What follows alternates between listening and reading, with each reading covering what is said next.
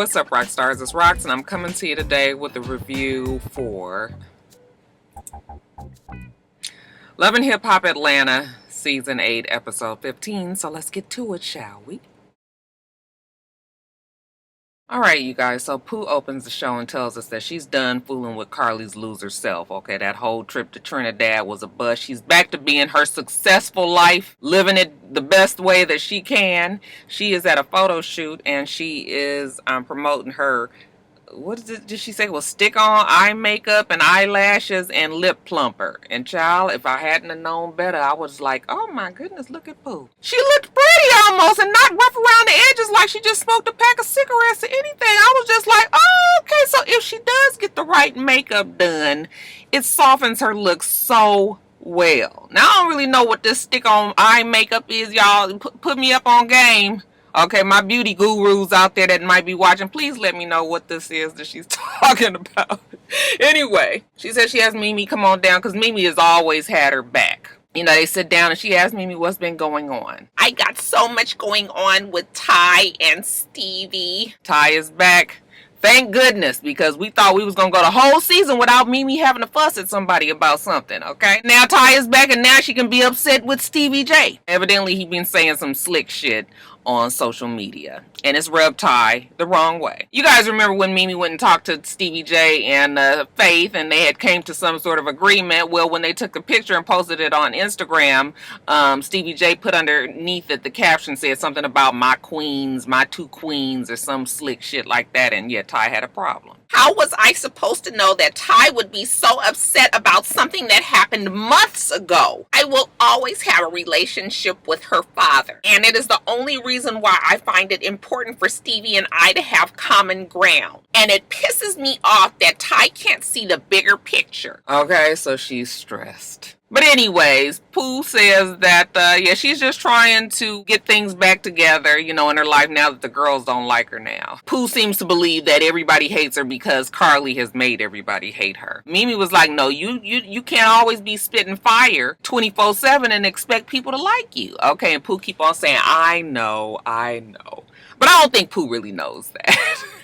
So now Mimi has to have a talk with Ty because evidently Ty has been fighting back and forth with Stevie J on social media, and it's gotten to be this big mess. When Mimi had posted a picture of, I guess, Ty and little Ava, Stevie J said underneath it, like, you guys are so beautiful, you should adopt. And Mimi has somehow taken that to think that he meant you guys should adopt because that is my child. Okay, that is not really what I took it to mean, and maybe you can enlighten me, but I believe that he meant it to be slick, meaning that they were lesbians and that they were never going to be able to have kids together.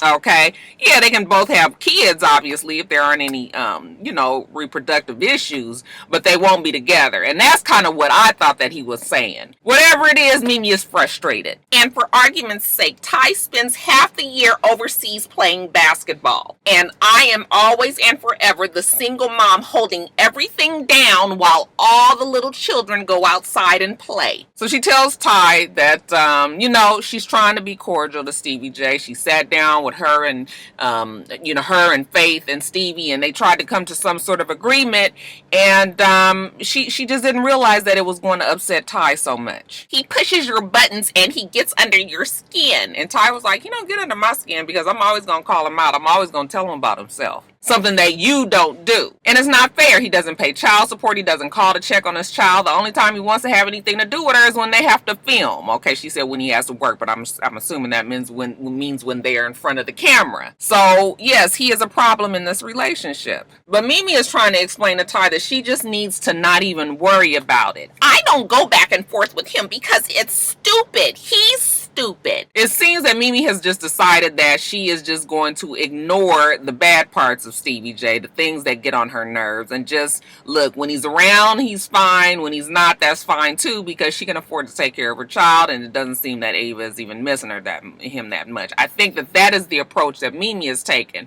However, I could see as a partner that Ty would be that this shit would bother her. Okay, especially when you see the shit that he's doing to Mimi. I don't think it's enough to break up a relationship over. That is something that you have to deal with when you make a decision to be with somebody that has kids with somebody else. It's always the chance that you're going to have this jackass baby mama or baby daddy, and you got the deal. So Ty getting this frustrated about Stevie J, you know, I'm just like, okay, Ty, you're gonna have to get yourself together too. Because it's not like he's trying to be with Mimi. He don't want Mimi. But Ty tells her, look, it's stressful and it's not fair, and I don't think I'm gonna be able to do this if we're gonna be, you know, having to deal with him all the time. Oh no, we can't have that. Mimi tells us, I refuse to let Stevie J break us up. She gonna talk to him. I got this, okay? So you know what that means, right? We got Mad Mimi. Mad Mimi. Bitch, you don't want to fuck around with Mad Mimi. She got her fedora on. She got her outfit on. She's walking down the hallway. They got the slow motion. You know, Mona makes sure that every season we get a Mad Mimi scene when she has to go and talk to Stevie J. Season 8 would be no different. God damn it, Mimi means this. So Stevie J is in the studio singing or whatever, and she busts in the studio. What is your deal? He was like, what you talking about? What happened? Why do you go back and forth with my girl on social media? Oh, so you checking her for me, huh? Now, let me just also add that Stevie J is quite tickled about this whole little confrontation that Mona done set up for Mimi to come into. That Mimi almost got steam coming out her ears, and he just think it's so cute. I'm checking you on this whole situation because it involves me. He was like, what are you talking about? Okay, I posted something under her picture, but I was sincere. Okay, you should be fussing at her. I mean, she the one that lead us long ass caption because you're always jabbing at her, Stevie. Worry about your life and what the fuck you got going on.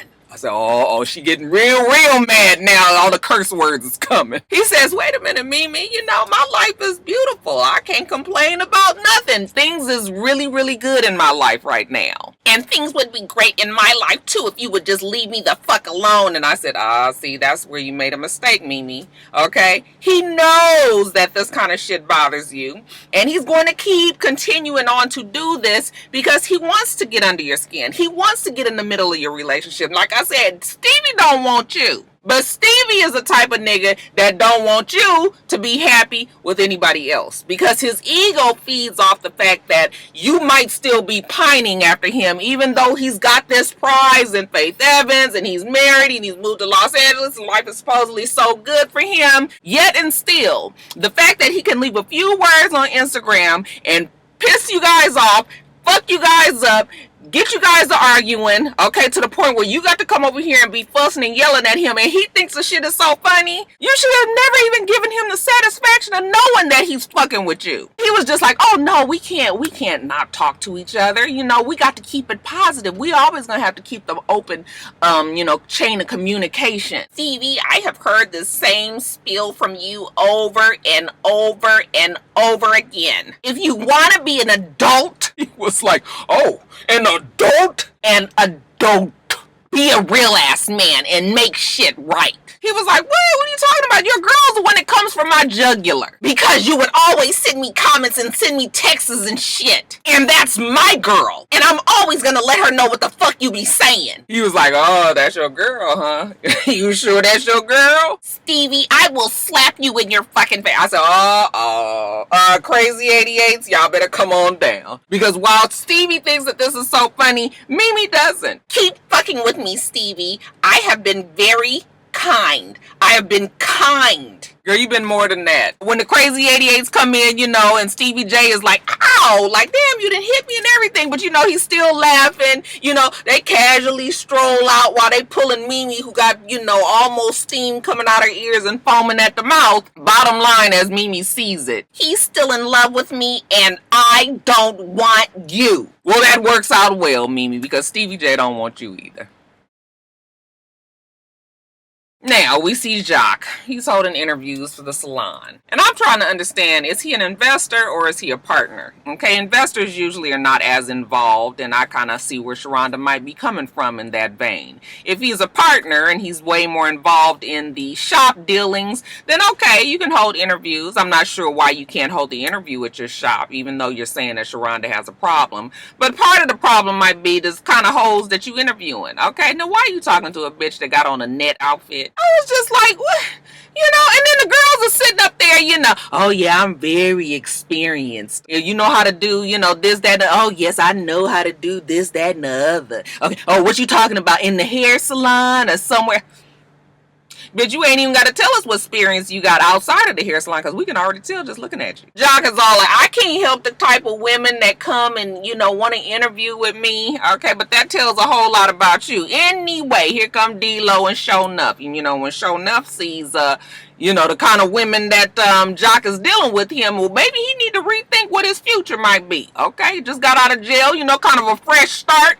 Okay, maybe he need to do what Jacques need to do. But no, maybe not, because he got his good eye on Sierra. Okay, and if she want to take things slow, then he's there to take it slow with her. I said, nigga, you only got a few episodes left, so we need to hurry this shit up. Time is money. So after the girl walks out, D-Lo was like, well, your partner kind of crazy, and you up here about to get married, you got a lot going on, you trying to have interviews. But then D-Lo says, well, maybe the partner ain't tripping considering this woman that just walked out the room. D-Lo, shut up. Did you hear when the nigga said that he wouldn't be interviewing women like this for the Frost Facts bar? I was just like, what would you interview him for though, huh, D-Lo, huh? But the bottom line here is Jacques is getting married, okay? And he can't worry about what everybody else think. Okay, well, have you told your baby mamas? Nope, ain't told them yet. Okay, but he not worried about that either, because they've all met Kendra and everybody seemed to get along. He just needs to, let them know for sure that he is about to propose, that he wants to get married. Now, it's funny that he telling everybody that he getting married and ain't even asked the girl if they can get married. But I guess he's so sure that she gonna say yes. You got to clear it up with everybody else first. Now, we standing there talking about Jacques and his women problems and all of that, and get this, D-Lo get to telling everybody that he about to have this seminar. It's a relationship seminar, okay? It's gonna be good stuff, talking about relationships and women and men and that. Nigga, please. Mona, bitch, you guys just gonna continue to try to get us to believe these Frost Facts, ain't you? And don't you love how Frost Facts, it is all encompassing, okay? All the bullshit that comes from Rashida and D-Lo, it just all becomes the Frost Facts, no matter what we talking about. What I can tell you is this rebranding of the Frost Facts is that we are over it. We don't believe it. It's bullshit. And we fucking sick of it and them and you too, Mona. Anyway. They asked D-Lo how did the talk with Rashida and baby mama, go, and D-Lo was like, well, she didn't tell me like the ins and outs, but she said it was cool. And they was like, see, there's your problem there. Here you go again, not knowing what the women in your life are talking about. Both Jacques and Show Nuff was like, this stupid ass nigga gonna learn one day. I said, no, he not. No, he not. But whatever. Jacques goes and talks to his baby mamas, and that Alex looking good. I was like, okay, girl. Okay, then got it together to look like she done got her hair done and everything. I thought she looked really nice. And y'all remember Cena. Make a long story short, he lets him know that he's going to ask Kendra to marry him. Oh, Alex was like, honey, I've been waiting on this conversation for a long ass time. I mean, you really think you ready for this? I mean, damn, how long have you guys been together? That damn Jacques gonna say 4 years. Cena said, nigga, a lie, don't care who fucking tell it. I said, Jacques, now I know you not gonna try to tell us 4 years, and you only been on the show 5 years, right? Now you trying to act like you been with this girl this whole time, and we can already count of all the women that we know that you messed with. So he was just like, well, I mean, Cena might be right and everything, but still it don't matter because Kendra's the woman for me, and that's the woman that I'm gonna marry. Okay, well, just say that, nigga. You ain't got to be putting 20 on 10 and talking about, 4 years when it's really been a year. But the women, they both seem cool with it because they are over Jacques. At least we think so. They both have met her, and they actually both say, we like her. And if she's, good enough to be around and patient enough to deal with you and all your bullshit, then she must be a great woman. Okay? So they fine with it, even though they say they want to talk to her. Why you need to talk to her? Because anything that you say ain't going to make no difference on what the hell I decide to do. So I don't understand why you need to talk to me about me marrying your ex-husband and your damn baby daddy. Okay, but whatever. As long as there's no ill intentions in there, okay, we can sit down and talk. But yeah, Jock assures them that he means it though. He got her name tattooed on his penis. Okay, TMI. But if y'all like it, I love it. Like I said, it seems like they have a pretty good relationship there. So that conversation with the baby mama / ex-wife went well. We got Akbar in the studio, y'all, and she slowed it down for me. You know, her new song, Child Support. I was able to, write down the words and I'm gonna give you a few bars real quick. Just hold on a second. Me. Just telling you my story. My story. Okay. Lately, everything been going wrong. Got niggas calling me on my phone. I'm not understanding what I did wrong. Okay, let me get I got to fold up the words and make sure I can see everything. The cadence ain't hard, you guys. I just gotta Lately, everything going wrong. Got niggas and shit calling in my phone, and I'm not understanding what I did wrong. Cause you the same one saying I'd be strong. Cause you the same one saying I'd be strong. Cause you the same one saying I'd be strong. Okay. Lately, everything been going wrong. I got niggas and shit calling on my phone, and I'm not understanding what I did wrong. Cause you the same one saying I'd be strong. I gave my kids up. Am I dead wrong? Because I never wanted to struggle. And it's not like I'm on home. And it's not like I'm at home on my ass. I'm just ready. I'm ready to just see my hustle.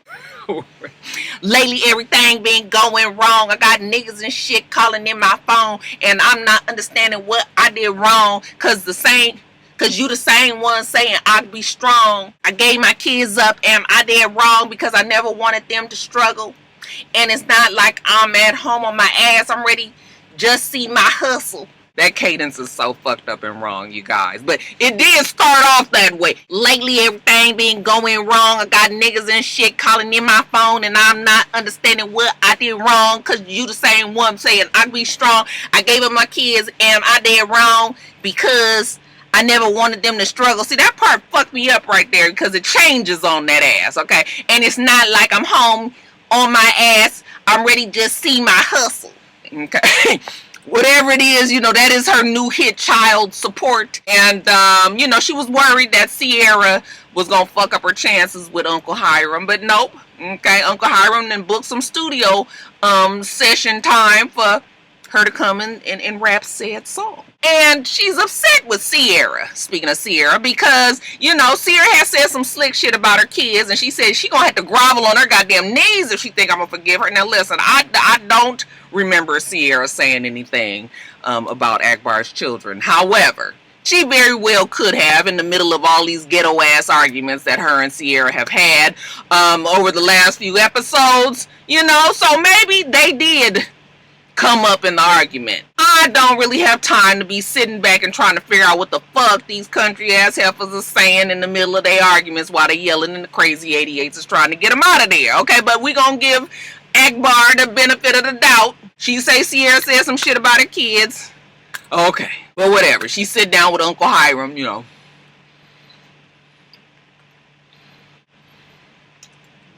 I can't do the mouth no more, you guys. It was a one-time shot, obviously. Pooh is there. Mona tried to get us to believe that this is Akbar's first time meeting Pooh. I mean, isn't Pooh from Atlanta, or at least have lived here for a long time in the music industry and whatnots? And Akbar, she didn't flew here, she grew here. So it would be strange that these two wouldn't know each other. But y'all, we gonna go along with it. Okay, so she meets her. Oh, you Pooh. You the one that Sierra was talking about. This is when Uncle Hiram go out. Okay, y'all talk about y'all dumb women shit for this reality show. Let me get on out of here. And Pooh was like, yeah. Oh, she's so eager to tell her what happened when they went to Cancun and how BK was trying to get with her. And she had said that she was gonna tell Sierra when she got back. But then, Carly messy ass beat her to it, by the time they got back to Atlanta. Now, it wasn't her birthday a long time ago, but I guess she just hadn't got around to it. Pooh is just real upset with the whole thing because she feel now Pooh done changed the narrative. I told y'all, okay, it done went from the shitty sheets and the licking of the ass to the girls are now all not speaking to her and that they are bullying her. As far as Pooh is concerned, they all followers and they all want her life and all of this. Akbar was like, don't let them hoes try you. Like Sierra be bringing up my kids and everything, and I can't forgive her for that. And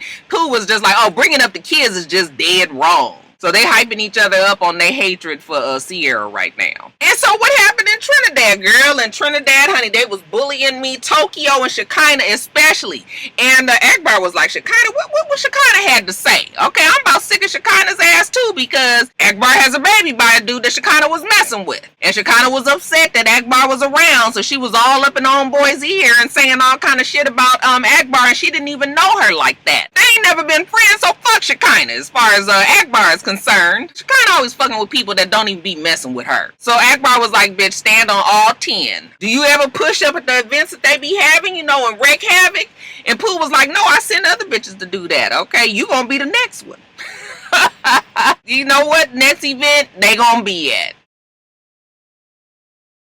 Now we see Carly. She's up at Phipps Plaza. She's going to Rashida's store press because she needs to talk to her about, Double A Mo. Okay, commiserate on their man problem. Now, I don't know if it is the wig combination along with the way too much makeup, and the insistence of the camera being all up in a bitch face like this. Carly looked like she has aged. That look was so witchy poo and horrible, and they just kept that damn thing so tight up on her. I was just like, this is a bad look for Carly. Last week you guys mentioned in my comments that it seemed like there may be some physical abuse going on that Carly hasn't said, okay? I didn't pick up on it, but it does seem like they are trying to dance around other issues because, damn it, you only been together a few months. All right, you this deep in love and this entrapped in the relationship that you just can't walk away from? When you already keep saying that he's not willing to do the work to be in it, like, why are you this emotional? Why are you this upset? Okay, so putting domestic violence and, physical violence, physical abuse claims on a man obviously is very serious, okay? And they're not saying it, but like I'm saying, it is sort of implied, okay? So because of that, I'm not even gonna joke about this, okay? What I'm going to say is, Rashida's trying to tell her that this ain't right, this is not the way to be, this is not the way to be happy, and that she hasn't been herself and everything. She could be putting on the acting chops, maybe she not, maybe she is, but I'm just like, you are way too stressed about something this brand new. So, I'm gonna leave it alone. But sitting there listening to it, I was like, they trying to make me feel bad for the bird. Later on, we see her go and talk to Shekinah. Now, she done got rid of that dense-ass, wavy-ass, 28-inch wig that was way too much hair for her face. She's looking a little bit better now. Cute little bob, swoosh number up in the front. But she's still that same kind of woe is me, down Carly. And Shekinah was just like, either you're going to be with him or you're not going to be with him. I mean, you're going to be happy, you're going to be miserable. Like, what is it going to be? Carly said, well, I just feel so bad. I feel like I'm the only one going through this. And Shekinah was like, girl, you ain't the only one going through problems. Like, take Jock and shit, okay? Jock is out there and having problems with Sharonda. He fucking all the women in the damn salon, okay? And they having all kind of problems up in there. So you ain't the only one. He cheating on Kendra. I said, Shekinah, you are so fucking messy. Now, young Jock ain't got shit to do with nothing that's going on in this conversation other than Carly being his ex-girlfriend, but messy-ass girlfriend who's already caused quite a bit of problems with Jock and Kendra. Why would you sit there and tell her? Shekinah talking about, maybe that's going to make her feel happier to gossip. Shekinah realized that maybe she shouldn't have said something, so don't say nothing because that's hearsay. Honey, it's already been said. It's already been said. But whatever, Shekinah tell her that she giving the Frost Facts seminar. But girl, I think it's the same night that you're going to be having your sexology graduation party. What fucking school did Carly go to for this sexology degree that she's getting? Can somebody please let me know? Did I miss something? I didn't keep hearing about this bullshit ass sexology. Anyway, Carly was just like, girl, that's okay. I know you can't be there, but you know what? I'm going to send you some toys. I'm going to make sure I send you some. And she kind of was like, good, girl, because, I ain't never caught an orgasm. You ain't never had an orgasm? No, girl, I don't know what it feel like, Pooh. Oh, she was I'll give you the bullets to make sure that you can do it anytime, anywhere. She was just like, I don't plan on doing it anytime, anywhere. But yeah, she just need to know how to catch this orgasm. She kind of is so fucking ignorant. So the graduation party. Carly is still not in the best of moods, but she gonna make the best of it because she got all her girls there and they supposedly celebrating this degree or whatever, this certificate of this passing of the class or whatever. So we got Mimi, we got Erica, who was quite pregnant, okay, with twins, and we got Spice. So, you know, they sitting there making small talk about Erica, how she getting bigger and everything. And then Mimi notices that Carly doesn't look happy. Well, I thought this was supposed to be a celebratory type of situation. You look a little down. Oh, yeah, she's down because, you know, she also tells them about her, you know, session with Dr. Jeff and Double A Mo and how it didn't go well and how he walked out. Okay, so yes, it's bad times. Oh, Mimi got a story too. Mimi got a story too. She's so happy to have something to say, y'all. 15 fucking episodes in. Mimi's happiness was also cut short because Stevie J and Ty can't get along. So she had to go and talk to him. It was so ugly, but I basically just laid it out on the table about how I was feeling, and the shit got so heated that he just got up and walked out. I said, now, Mimi, was we all at the same fucking argument? I seem to remember that they dragged you out of the room while Stevie J laughed and cackled to himself about how ridiculous you were with all of this, trying to come and talk to him about your girlfriend, Ty. But listen, if that's how you want to explain it, go off, sis. So they all sitting there talking, and who should walk in but Cena? She come on in, you know, because her and Carly, they still girls from back in the day. So Cena come in, get right to business. Girl, do you know that they say that Jock is over there fucking around with the girls in the salon, you know, and all of this, and he's supposed to be trying to ask Kendra to get married. Now, you was just sitting there giving them your blessing, but you could not wait to go and tell Carly that Jock is supposedly fucking around on Kendra. That's another bird for that ass. Carly was just like, yeah, I heard about all of this stuff already, but you know what? I'm tired of drinking from the tea that is Jock. You don't have to keep coming and telling me this shit. I said, oh, you really must got a whole lot of problems. You can't even soak in somebody else's misery. Oh, yeah, something is definitely going on with Carly. And Cena says, okay, you know, I got it. She just found it funny that, you know, Jock would try to say that he was with Kendra for 4 years, and she was just like, you know, and he was with me, and he was with you, and he was with his other baby mama, and he was with Miss Piggy. And I said, oh, wait a minute, goddammit, wait 1 fucking minute right now. We will not be tolerating any type of baby knee slander up in this. Bitch, you ain't never gonna talk about baby knees around here, not while I'm in here, not on my fucking watch. It's baby knees forever around here, bitch. Shit. But like I said, Carly says, you know what, thanks about the Jock shit, but no thanks. Okay, got enough problems on her own.